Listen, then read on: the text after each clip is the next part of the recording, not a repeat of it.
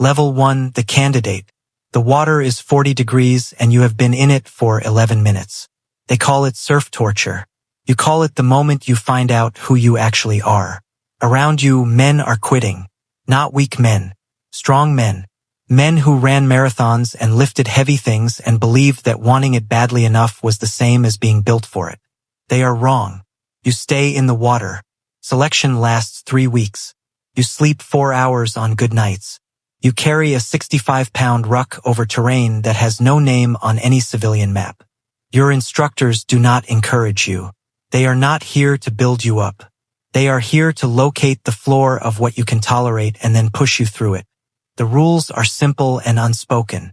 Quit and you disappear. Stay and you become something the outside world does not have a word for. You do not quit. You don't fully understand yet what you are entering. You think this is about toughness. It is not. Toughness is the entry fee. What comes after toughness is the real curriculum. You pass selection. The man who hands you the green beret does not smile. Neither do you. Level 2, the operator. Your first team is ODA 326. 6 men. 1 captain. You are the newest and you know it and they know it and nothing needs to be said. The work is real.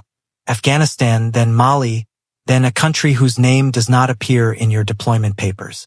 You run direct action missions at 0-200. You train indigenous forces who may or may not be loyal to the same thing you are. You gather intelligence in markets and villages and you smile at people and file reports and the smile becomes easier each time. You are good at this. That is when it starts, the quiet internal shift. You are good at things that have no civilian equivalent. The skills accumulating in you have no use outside this world. You are becoming fluent in a language only this system speaks. You tell yourself that's fine. You file the thought away. Level 3, the specialist. You speak 2 languages now. 3 if you count the one you learned in country that no textbook covers. Your file has a code attached to it. It means your assignments do not route through normal special forces channels. They come from a different office with a different letterhead and sometimes no letterhead at all. You have run 17 missions. 4 of them do not exist on paper. The ones that don't exist are the ones you think about at 0300 when the hotel room in an unnamed city is too quiet. Not because you regret them, because you are starting to notice that you don't. That absence of feeling, you rationalize it as professionalism. Everyone at this level does. It is how the system keeps you functional. The rationalization is provided. You just have to accept it. You accept it. Level 4, the ghost. You have a cover identity now. A name that is not your name. A passport that passes every scan. A LinkedIn profile for a logistics consultant who has never consulted on anything. Your actual name exists in a classified file that requires 2-person authentication to open. You operate in the space between what governments admit and what they do. You are handed objectives, not explanations. The explanation is not your job.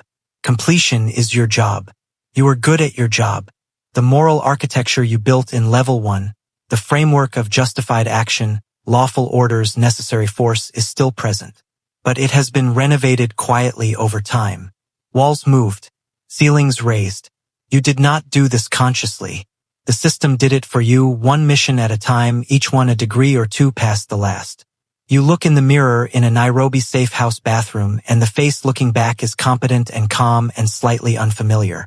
You ship out in 4 hours. Level 5, the planner. You are not in the field anymore. Not primarily. You sit in rooms where decisions are made and you are one of the people making them. The men you send now are younger versions of who you were. You watch them on drone feeds at 0400 and you give calm instructions, and when something goes wrong you write the report and the report is accurate except for the parts that cannot be accurate. You have learned the grammar of institutional protection. How to document outcomes without documenting methods. How to give an answer that satisfies the question without answering it. Leadership above you appreciates this skill. They call it judgment. You receive a commendation that cannot be displayed publicly. You put it in a drawer. Level 6, the architect. Your decisions now have a radius, measured in kilometers, sometimes in countries. You design operations that take 18 months to execute. You write threat assessments that determine who gets resources and who gets ignored, and the difference between those two things is sometimes the difference between a government standing and falling. 3 men report directly to you. Each of them is what you were at level 4. You recognize everything in them: the competence, the controlled effect, the renovated moral architecture. You do not warn them about what comes next. The system did not warn you. That is the code. You attend meetings where the other attendees have no rank insignia and no identification, and the building has no sign outside. The decisions made in these rooms do not get written down. They get executed. You execute them. Level 7, the invisible hand. You have not worn a uniform in 4 years. Your authority does not appear on any organizational chart. It is held in relationships, in information, in the quiet understanding of what you know and what you could do with what you know. 3 governments have made decisions they believe were their own. They were not entirely their own. You do not think of this as manipulation. You think of it as architecture, structures built to produce outcomes. The outcomes serve objectives you believe in. You have to believe in them. The alternative is a recalculation you are not prepared to perform. Sleep is 4 to 5 hours. Not because of operational tempo, because the mind does not fully rest when it carries this weight. You have tried. The weight comes with you into the dark. Your family, what remains of that structure, exists in a suburb of a mid-sized American city. Your children are doing well. You know this from reports. You have not been home in 8 months. You tell yourself this is temporary. You have been telling yourself this for 6 years. Level 8, the ghost who built the house. There is no meeting this morning. That is unusual. Your days are defined by meetings. But today the calendar is empty and you sit in an office that contains no personal items, not by regulation, by habit, and you look at the wall. You have operated at this level for 3 years. Above you, 2 people, possibly 3. You have never been in the same room as all of them simultaneously. The structure is designed that way. Compartmentalization protects the system. You understand this. You designed parts of it. Your name, your real name, appears in fewer documents than it did 10 years ago. The reduction is deliberate. At a certain level, existence on paper becomes a vulnerability. You have been systematically erased from the record as a form of protection and a form of power. The men you started with are mostly out, retired, wounded, dead, or disappeared into the private sector where they consult for 7-figure contracts and sign NDAs and never discuss the thing that made them valuable. You are still here. You are still here because leaving requires a decision, and every decision you make is a calculation, and the calculation for leaving has never cleared the threshold. There are 12 things you know that cannot leave this building. Not in documents.